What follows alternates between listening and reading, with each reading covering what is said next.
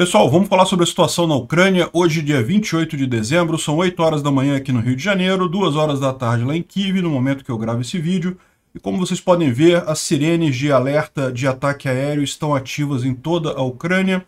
Tem vários aviões russos que decolaram das bases aéreas aqui nas proximidades, não de Engels, mas de outras bases aéreas. E também tem navios aqui no Mar Negro que poderiam disparar mísseis. Pode ser que hoje a gente tenha mais um ataque russo à infraestrutura ucraniana, mas até o momento não houve nada. A gente sabe que os russos vão tentar um ataque nessa semana, nessa última semana do ano. Os ucranianos esperavam ter impedido esse tipo de ataque com a ação lá no campo de Engels, mas é bem possível que os russos tentem de outra forma, de qualquer jeito, né? Isso aí encaixaria no padrão deles de ataque a cada 10 dias. A gente tem algumas informações novas sobre o ataque à base de Engels que dizem que o dano foi muito maior do que o reportado. Não foram só pilotos que morreram, também teve aeronaves destruídas, né? Vamos ver o que a gente tem de certeza sobre isso daí.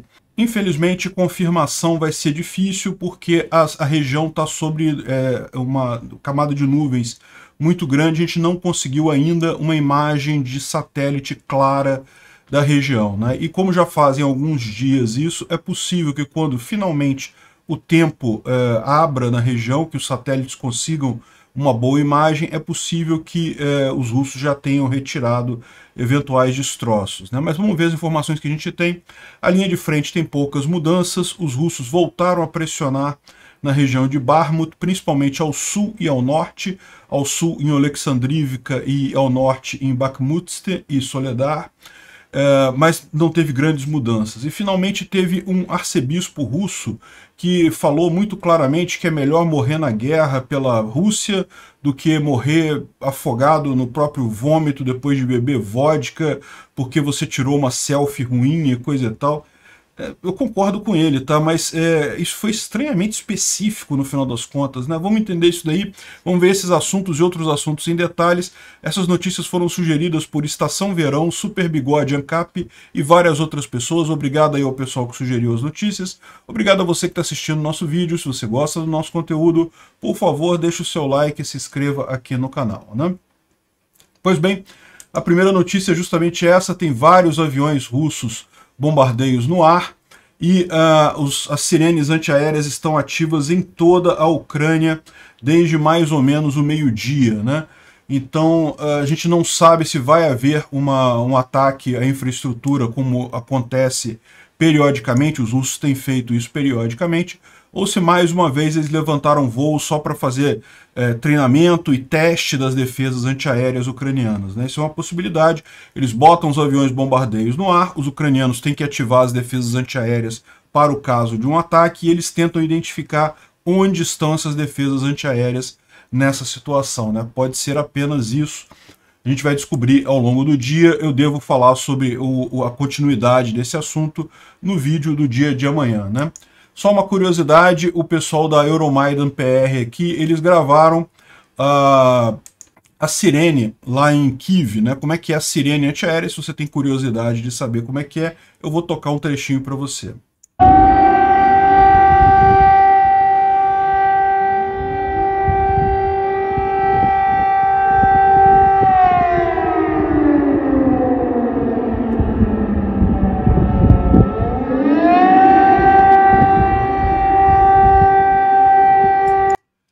Pois bem, isso daí é o dia a dia de muita gente lá na Ucrânia nesses últimos meses, né? E hoje mais uma vez, né? Bom, além disso a gente teve mais um incêndio na Rússia, mas esse incêndio aqui não foi um incêndio em um shopping center ou coisa que o valha, foi no alojamento da 150ª Divisão do Exército Russo, próximo ali em Novocherkassk, na região de Rostov, que é bem aqui próxima a região da guerra, né? Aqui, ó. Novocherkassk, essa cidadezinha aqui, também próximo de Rostov-on-Don, não é na Ucrânia, mas é bem próximo aqui ao local, né? E, segundo estão dizendo, foi um acidente, e, bom, pode ter sido mesmo, né? Acidente não é tão incomum assim, o pessoal lá costuma fumar um cigarro de vez em quando, e não há vítimas, mas certamente os alojamentos foram perdidos, né? O pessoal vai ter que relocar os soldados que estavam nessa região aqui em outro lugar.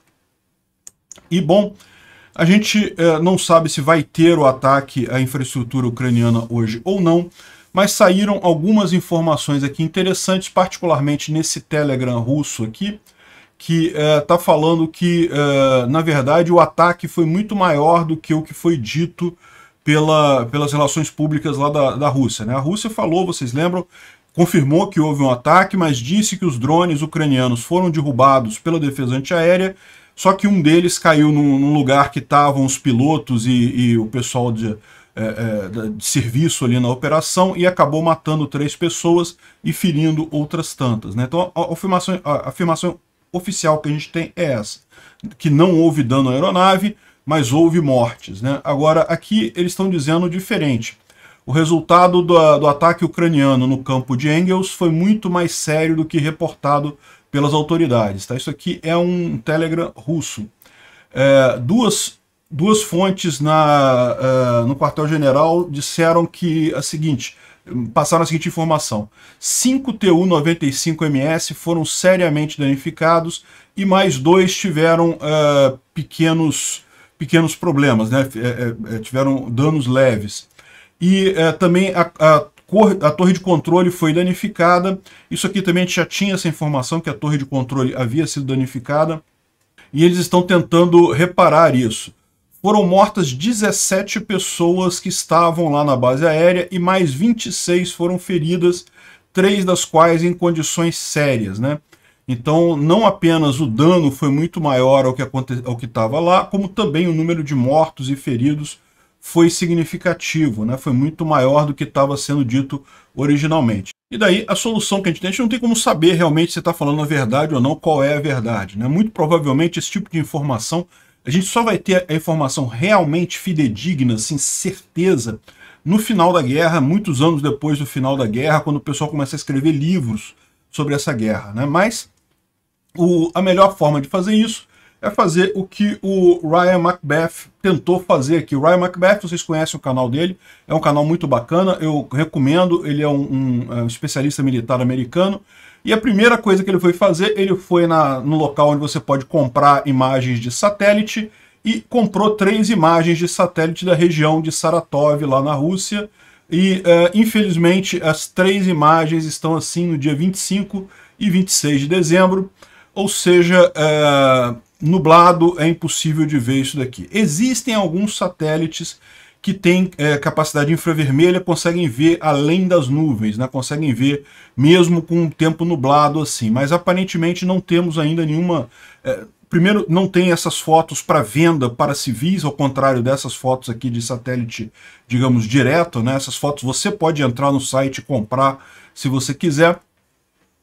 Mas as outras mais elaboradas, que vêm através das nuvens, você não consegue comprar. E aí a gente vai ficar dependendo de ou o exército ucraniano ter uma imagem e liberar, ou alguma outra forma, mas esse tipo de informação não costuma ser liberado, né? E o problema disso daqui é justamente que já está há alguns dias o tempo nublado na região ali de Saratov, na Rússia, e passando 2, 3 dias do acidente, o que vai acontecer? Mesmo que tenham aviões destruídos ali, a Rússia vai fazer questão de tirar esses aviões dali e vai esconder isso daí para não dar pinta do tamanho do dano que foi causado, se isso aconteceu de verdade. Então a gente vai ficar numa situação sem saber de fato o que houve nesse ataque, né? Ele faz ainda algumas outras colocações aqui sobre... Mas como um Bayraktar, um avião ucraniano, conseguiria chegar perto da base de Engels, né? Deve ter um monte de defesa antiaérea lá agora, né? E aí ele fala que ele acha que não, que na verdade os russos estão com falta de defesas antiaéreas e que os ucranianos ficaram sabendo que a região lá não tinha defesa antiaérea e por isso fizeram esse ataque, né? E por que isso? Porque, segundo eles, os ucranianos receberam o HARM AGM-88B, a gente já falou sobre esse míssil, é um míssil americano, que ele é direcionado pelo radar. Então, você sabe mais ou menos onde é que está a defesa antiaérea. Toda defesa antiaérea tem que ter um radar para identificar justamente os mísseis que estão chegando. Por exemplo, o S-300, S-400, todas essas baterias russas e soviéticas, na verdade, isso é tudo soviético, né? Elas emitem esse radar e esse míssil ele seguia pelo radar, então ele acaba tendo uma taxa de acerto muito grande, destruindo muitas dessas baterias antiaéreas, né?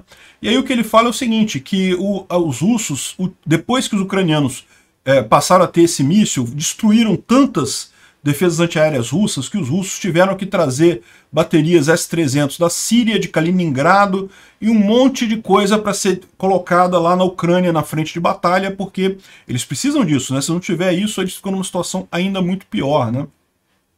Então, a suspeita que ele está colocando aqui é que, na verdade, os russos estão com muita falta de defesas antiaéreas, a ponto de que mesmo a base lá de Engels não estava devidamente protegida. Eles falaram que iriam proteger, falaram que iam colocar defesa antiaérea, mas eles simplesmente não têm defesas antiaéreas para colocar lá. E além disso, ele explica que uma técnica de detecção de defesas antiaéreas baseadas em alguns tipos de satélite, né? Existem algumas imagens de satélites que você consegue fazer a interferência da onda da defesa antiaérea, né, da onda magnética da defesa antiaérea, e a Ucrânia tem esse satélite, e com esse satélite, você tendo 2 desses satélites, qual que é a história, né? O satélite vai passando isso daqui, e ele detecta uma interferência na radiofrequência, nessa linha aqui, indica que a defesa antiaérea ela está nessa linha daqui. A questão é, se você tiver 2 satélites que seriam capazes de fazer isso, né? Um satélite diz que está nessa linha aqui a defesa. Você não sabe em que ponto da linha. Mas o outro satélite, quando passa aqui, ó, ele fala que está nessa linha de cá. Porque é a linha perpendicular ao que o satélite está fazendo a varredura. Então você sabe que, olha só, você está nessa linha, só pode estar nessa posição aqui. O X marca a posição da defesa antiaérea. Então, ele está mostrando aqui um caso desse, que seria justamente como isso é usado, como isso aparece para o pessoal. E então a Ucrânia teria a capacidade de saber exatamente onde estão as defesas antiaéreas russas nessa região. Essa é a teoria dele. E daí ele diz que com isso eles podem fazer um planejamento de realmente um drone mais lento ou até um avião entrar no espaço aéreo russo em baixa altitude para desviar ao máximo de outros radares e dessa forma fazer esse ataque. Então o que ele está dizendo é isso. O que aconteceu ali não foi um drone daquele, até porque ele fala que aqueles drones antigões da era soviética nem tem tanta quantidade deles assim, né? Parece que teve 100 que foram construídos. E é de se imaginar que se foram construídos 100, com esse tempo todo, foi construído na década de 70 e parou de ser usado, né? Porque, como eu falei, ele era usado na época soviética e coisa e tal. Depois do fim da União Soviética, ele parou de ser usado, esse drone, e no final das contas, isso ficou parado. A chance de um drone desse estar funcionando é pequena, então, assim, não faz muito sentido ser esse drone, né? E veja, a gente fala assim, 100, você fala, não, mas se tiver 100, é muito drone, né? Mas 100 era o total na União Soviética. Uma parte deve ter ficado com a Rússia, outra parte deve ter ficado com a Ucrânia. E muitos, como a gente falou, devem ter deteriorado simplesmente, deixaram de ser usados. A prova disso é que tem até monumento, né? O cara usaram isso como estátua, né? Igual quando colocam tanques antigos para formar de estátua, porque simplesmente não é mais útil militarmente. É o que aconteceu com esse drone. Então a suspeita dele é que de fato não foi esse drone antigão, foi alguma outra coisa que eles usaram e, na verdade, o que permitiu eles fazerem esse tipo de ataque foi a falta de defesa antiaérea russa na região, a capacidade ucraniana de identificar onde estão essas defesas antiaéreas e assim planejar uma ação desse tipo. E a questão é, se foi isso realmente, os ucranianos têm muito mais capacidade de fazer isso outras vezes, né? Bom, ontem a gente falou sobre a situação aqui em Kriminá, né? E a visão é que, de acordo com alguns analistas, os ucranianos já tomaram Dibrova, que fica aqui, e já tomaram Chernovo-Popivka, que fica aqui, né? E nessa área vermelha aqui da floresta, a gente sabe que as forças ucranianas já estão bem mais aqui próximas de Kriminá. E a situação seria que realmente, se essas coisas se confirmarem, a situação em Kriminá está complicada, porque ela está sendo atacada por 3 lados aqui, né? Resta muito pouca alternativa para os russos saírem daqui. A questão toda é, tem gente que discorda dessa colocação. Como eu falei ontem, eu expliquei, tem gente que fala que não, ainda estão lutando em Dibrova, ainda estão lutando em Chernovo-Popivka, então Kriminá não está tão ameaçada assim diretamente, e, portanto, a situação não seria tão iminente dos russos perderem a cidade, né? Bom, a gente tem algumas informações aqui. Ó. O Tendar, que é da turma que diz que sim, a coisa já está premente, já está praticamente acontecendo, ele mostra esse vídeo aqui que as tropas ucranianas estão numa floresta, com um tanque passando, e a informação que Dibrova é nossa. De novo, eu adoraria que fosse realmente, que isso indicasse que eles já tomaram Dibrova, mas por que eles não gravaram isso dentro do vilarejo de Dibrova? Dibrova é um vilarejo pequeno, tá? Não é grandes coisas não. Isso aqui pode dizer simplesmente eles não tomaram Dibrova ainda, eles apenas estão reafirmando que Dibrova é ucraniana. Eles vão retomar a cidade, estão dizendo que vão retomar, entendeu? Ou seja, embora ele esteja colocando isso daqui como sendo uma evidência do que ele falou há 2 dias atrás, né, no dia 26 de dezembro, que a Ucrânia já teria liberado Chernovo-Popivka e Dibrova, para mim não parece muito uma prova disso não. Pode ter sido mal interpretado isso daqui. Os ucranianos podem estar apenas reafirmando que a cidade é ucraniana. E é. E Kriminá também é ucraniana. E Svatov é ucraniana também. E Donetsk é ucraniana. E Luhansk é ucraniana. Está na mão do inimigo ainda, mas é ucraniano, né? Enfim, não sei como é que está a situação lá, mas tem mais essa evidência aqui para a gente saber, né? Agora, o Haidai, que é o chefe da região de Luhansk, é o governador eleito lá para a região de Luhansk pela Ucrânia, né? Ele, lógico, a maior parte da região de Luhansk neste momento está ocupada ilegalmente pelos russos, mas ele continua sendo governador da região e ele tem muitos contatos na região. Agora, ele é bem otimista também, tá? A verdade é essa. A gente já viu de outras mensagens do Haidai que ele é bastante otimista. E ele está falando aqui que os comandantes militares russos e civis russos trabalhando em Kriminá já deixaram a cidade, né? Isso foi algo que a gente viu acontecer também em Kherson. É algo que é possível realmente, assim, é o que a gente está falando, né? Os russos estão chegando aqui em Dibrova, estão pegando aqui Chernovo-Popivka, já estão aqui na parte sul também, sendo atacado por 3 lados. Daqui a pouco quem não saiu não sai mais da cidade, né? Então é possível sim que os comandantes russos já estejam saindo lá da cidade, mas de novo tomem com um certo cuidado isso daqui, porque o Haidai costuma ser otimista. E ele mesmo falou também que, aqui está escrito diferente o nome dele, mas é a mesma pessoa, tá? Ele falou também que se a cidade for capturada, as posições russas na região de Luhansk vão ser seriamente enfraquecidas e os ucranianos vão ser capazes de tomar controle sobre as principais rotas de abastecimento de Severodonetsk e Lysychansk. Isso aqui é algo que a gente já falou e é obviamente verdade.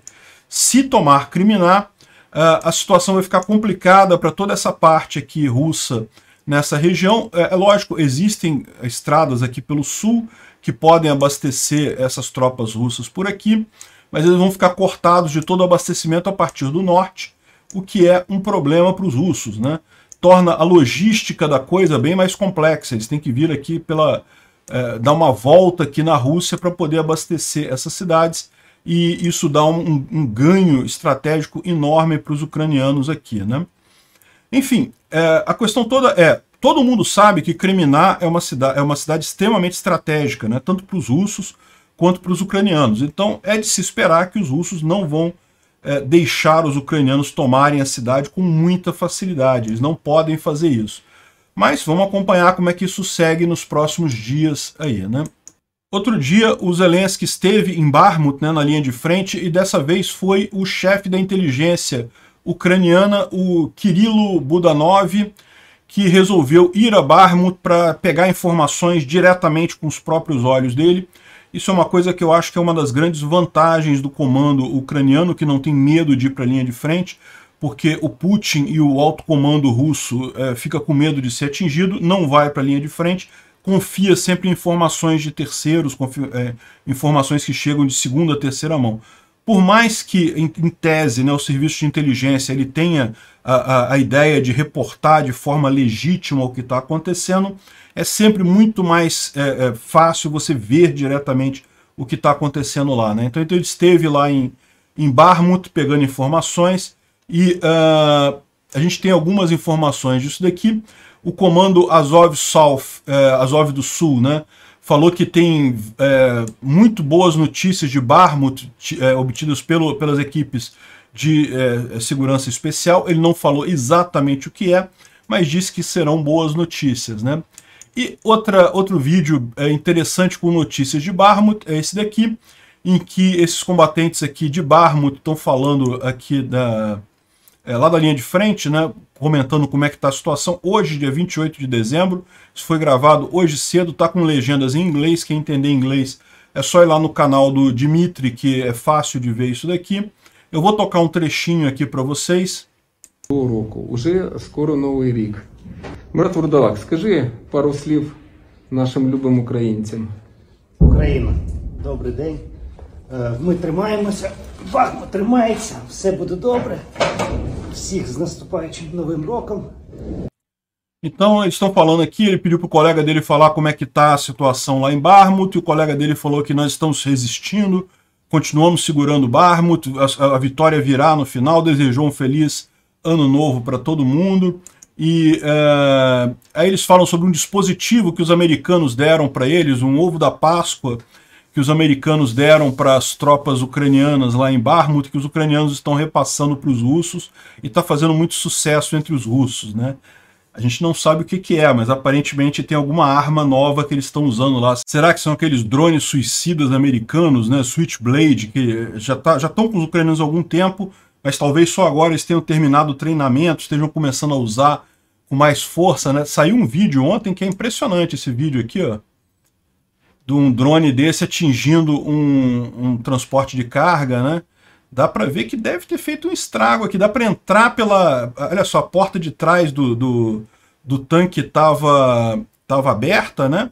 Ou seja, o pessoal que estava lá dentro do tanque, na verdade isso aqui não é um tanque, é um transportador de pessoal, né?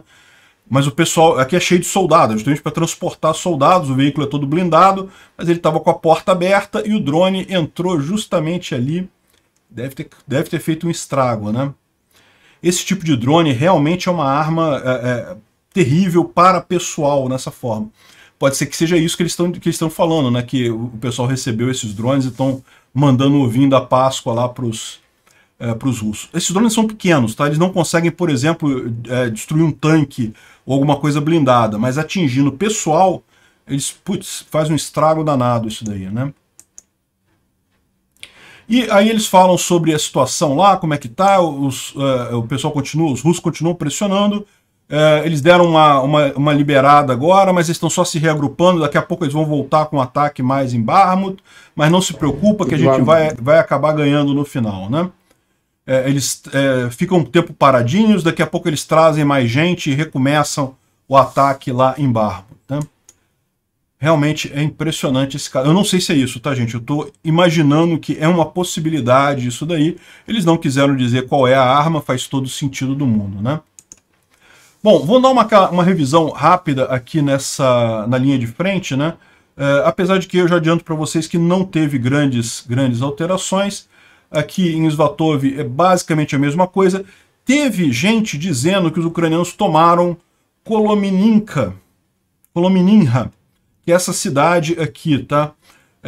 Mas a gente não teve muita informação além disso, né? Esse negócio, quando a pessoa só fala, não, os ucranianos tomaram a cidade, a gente tem que pegar com uma certa dúvida, né?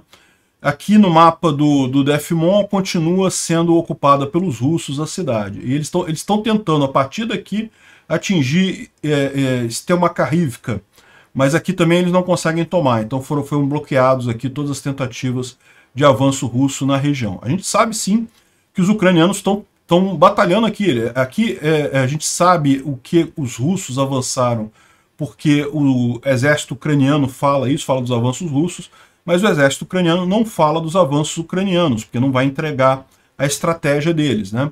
Então, mas a gente sabe que são essas 4 cidades aqui que os ucranianos estão tentando tomar, justamente porque isso aqui é a última linha de defesa dos russos em Svatov, né? Caminhar novamente na visão do Defimon, a situação não está tão positiva quanto o pessoal, o Tendar, está falando. Na visão dele, ainda está longe esse ataque direto a Kreminá.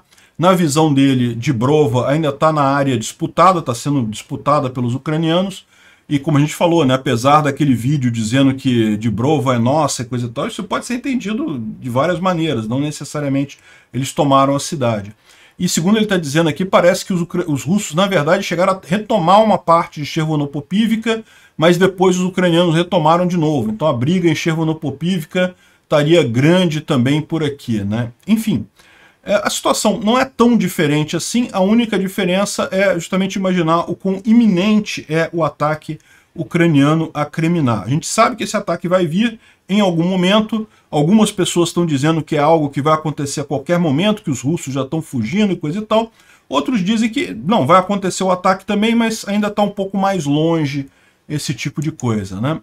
Aqui em Barmut, ao norte de Barmut, né, em Yakovlivka e em Soledar, segundo alguns telegrams russos, o Kraibar disse que eles conseguiram avançar alguma coisa, conseguiram ganhar alguma coisa, mas não parece nada muito significativo por hora aqui.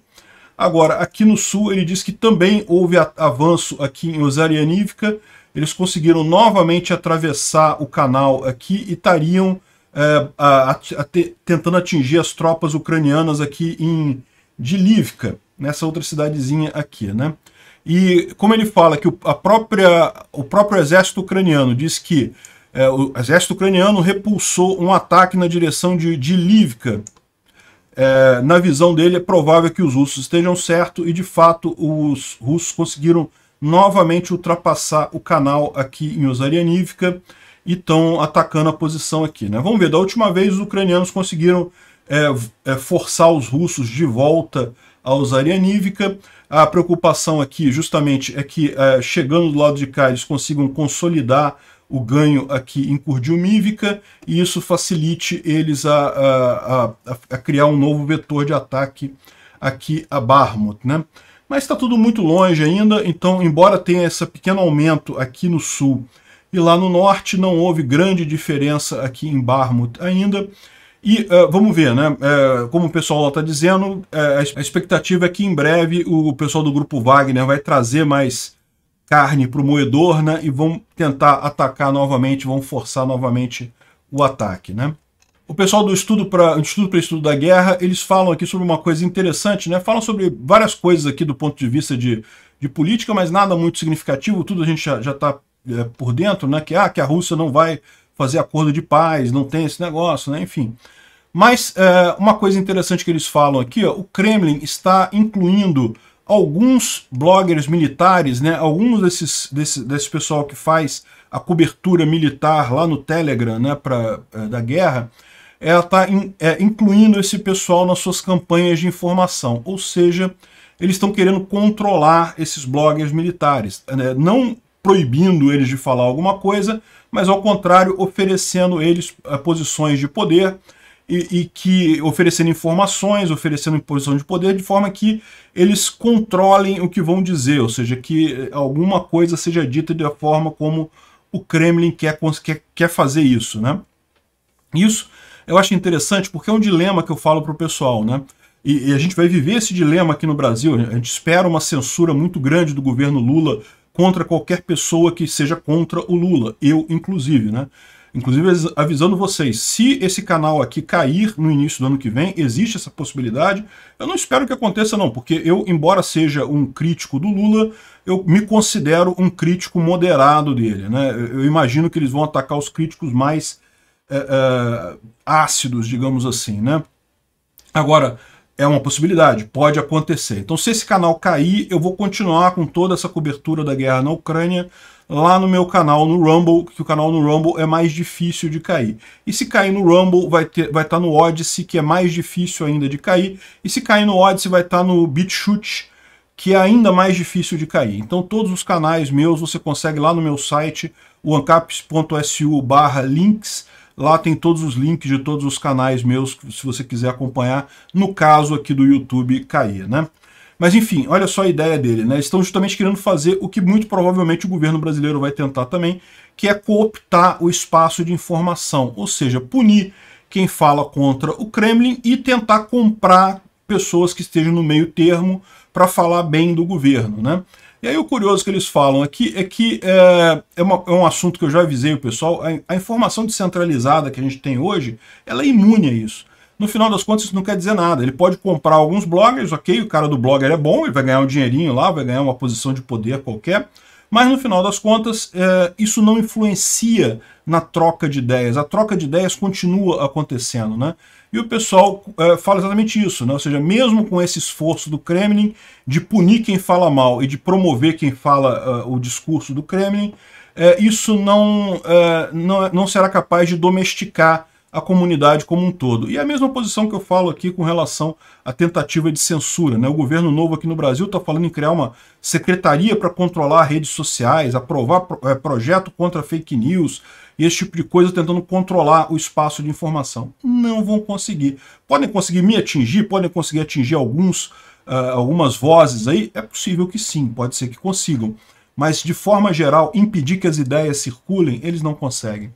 O Topaz, que é parte do grupo Russich, né, que é um outro exército mercenário que tem lá, mais um exército mercenário que tem lá, e esse pessoal do Russich, eles são abertamente nazistas, eles deixam claro que são nazistas, e segundo ele está dizendo aqui, essa é a comunicação, tem novato fingindo que está na linha de frente, simulando comunicação com rádio, mas não indo para a linha de frente de fato.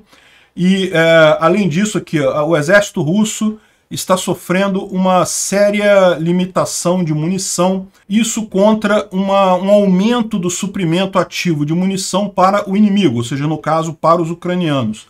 Esse problema está se tornando de sério para crítico. Se nada mudar, num futuro próximo, o inimigo, ou seja, os ucranianos, vão ter domínio de artilharia na linha de frente, né? E lembra, domínio de artilharia é a última coisa que sobrou para os russos nessa guerra, né? Tudo que eles têm é isso. Ele complementa aqui que os russos podem fazer 3 coisas para tentar resolver esse problema. Primeiro é negociar munição com alguns dos poucos aliados que restaram, ou seja, a gente está falando de que Coreia do Norte, Irã, o Belarus, é o pouco que sobrou para a Rússia, né? A China já falou que não vai se envolver. Nós estamos tentando congelar o conflito, tentar congelar o conflito da forma mais vergonhosa em termos de para ter tempo para produzir e repor a capacidade de munição, ou decidir arriscar tentativas de breakthrough usando tanques, de forma a garantir que a maior parte das nossas tropas consiga estar em cidades, né? E não ficar no campo aberto, onde poderia ser surpreendida por munição. Ou seja, isso aqui é o que ele está sugerindo que seja feito pelo governo russo. A gente não sabe se o governo russo está fazendo nenhuma dessas coisas aqui. Mobilização falhou completamente. Deve ser entendido que a grande maioria do pessoal mobilizado, 70% a 80% do pessoal militar mobilizado, se mostrou não pronta para combate, né, por diversas razões. Não tem treinamento militar, não adianta você ficar reclamando, o cara não sabe fazer. Não tem motivação ideológica, ou seja, não estão nem aí para os objetivos da guerra no final das contas. Aí ele continua aqui. E como resultado do parágrafo anterior, tem uma grande quantidade de sabotagem de hostilidades pelos mobilizados. Por exemplo, eles descobriram como jogar jogos de rádio. Eles simulam a performance de uma missão de combate no rádio, enquanto sentados confortavelmente numa trincheira. Olha só a questão da motivação aqui que a gente tem falado para vocês, né? Os ucranianos estão lutando para manter o país deles, eles têm uma motivação, têm uma moral alta. O russo, você bota o mobilizado lá, vou me matar pelo Putin, está de sacanagem. O cara começa a ficar, não, estamos indo aqui pela direita, não sei o que ela falando no rádio, enquanto está lá na trincheira, quietinho, simulando o avanço sem, de fato, ir para frente, o que, lógico, isso é muito ruim para um exército. Isso é pior do que não ter o cara. Por quê? Porque quando você vai fazer esses planejamentos de operação, uma unidade conta com o apoio da outra. Se a outra não foi, aquela unidade que foi acaba ficando numa situação pior e perdendo, podendo ter consequências trágicas, né? Ou seja, ele está absolutamente pessimista com a ideia, né? Agora ele diz no final, não perca a fé, a unidade e a honra, vamos lutar até o fim. E já é a visão que o pessoal está tendo lá, o negócio é lutar até o fim, né? E nesse sentido de lutar até o fim, parece que esse já é a visão dos russos mesmo, vão morrer lutando. Eu não sei como é que se traduz isso aqui, né? Padre, entendo que deve ser um arcebispo, né, em português. Não sei como se traduziria isso daqui. Mas enfim, um religioso lá da Igreja Ortodoxa Russa, o Andrei Tkhachev, disse que é para o pessoal ir para a guerra, é melhor ir para a guerra do que vomitar no próprio, morrer afogado no próprio vômito de tanto beber por causa de uma selfie ruim. Olha só, o gato especial de reação, ele forçou um pouco a barra aqui, tá? Ele falou o seguinte, o que o padre falou, que não, você vai morrer pela pátria e não sei o que lá, você morrer na guerra é melhor do que, por exemplo, pessoas que bebem demais, que vomitam e acabam afogadas no próprio vômito. Ele falou, isso ele falou mesmo. Не захлебываются блевотиной, скажу я вам. Еле-еле пили, перепили, под столы попадали, как бы, знаешь, обрыгались, как бы, и блевотиной захлебнулись. Вот тебе и смерть. E aí ele fala também sobre o pessoal que foi tirar uma selfie, morreu tirando selfie, a selfie deu errado, ele caiu e morreu. Não é melhor você morrer na guerra ao invés de morrer numas coisas dessas aqui, né? Não sei não, padre, mas eu acho o seguinte, na verdade o pessoal, a principal ideia do pessoal é não morrer, entendeu? Eles não estão meio que escolhendo o ponto da morte deles, não, né? Eles estão querendo não morrer. Mas dá para ver o problema que esse pessoal está tendo, né? Eles já estão encarando essa guerra como alguma coisa que não, temos que morrer pela honra da pátria, e a gente sabe que não vai ganhar, mas temos que continuar lutando do mesmo jeito, morrendo do mesmo jeito. É isso aí. Eu até acredito que tenha pessoas que são capazes de se motivar dessa forma, mas não tenha dúvida, o pessoal que está na Rússia, que hoje não está envolvido com essa guerra, eu não sei se vai se motivar muito com isso não, né? Esse padre aqui... E ainda tem agora algumas vantagens, né? O governo russo prometeu, não está implementado ainda, tá? Que as tropas mobilizadas para a guerra na Ucrânia vão ganhar o direito ao congelamento do sêmen, né? A operação de inseminação artificial e coisa e tal. Então o cara que vai para a guerra... Repara como é que a tônica aqui é, você vai morrer, acabou. Mas pelo menos você vai ter o seu sêmen preservado, se a sua mulher, ou esposa, ou noiva, ou namorada quiser amanhã ter um filho seu, o governo vai bancar o congelamento do seu sêmen, inseminação artificial e coisa e tal.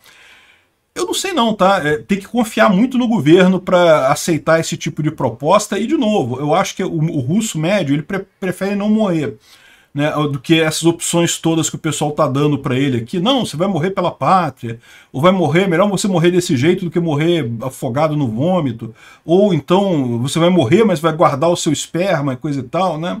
Eu não sei não, acho que os russos preferem não morrer, né? Mas vamos ver o que surge disso daqui. Esse daqui é um soldado americano em Bakhmut e ele está falando aqui que ele acha que muita gente não está dando o crédito necessário ao Elon Musk pela Starlink na Ucrânia.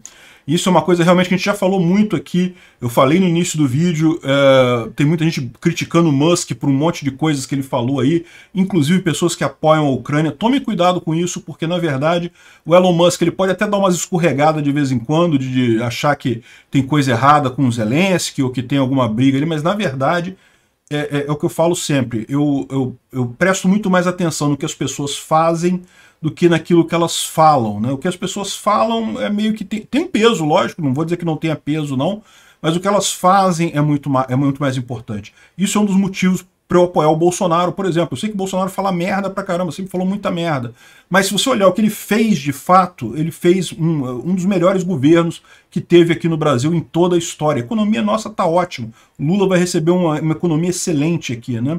E o mesmo vale para o Elon Musk. O Elon Musk andou falando umas merda, eu concordo plenamente, mas olha a importância do que ele fez pela Ucrânia no final das contas. Isso realmente é o que faz diferença, né?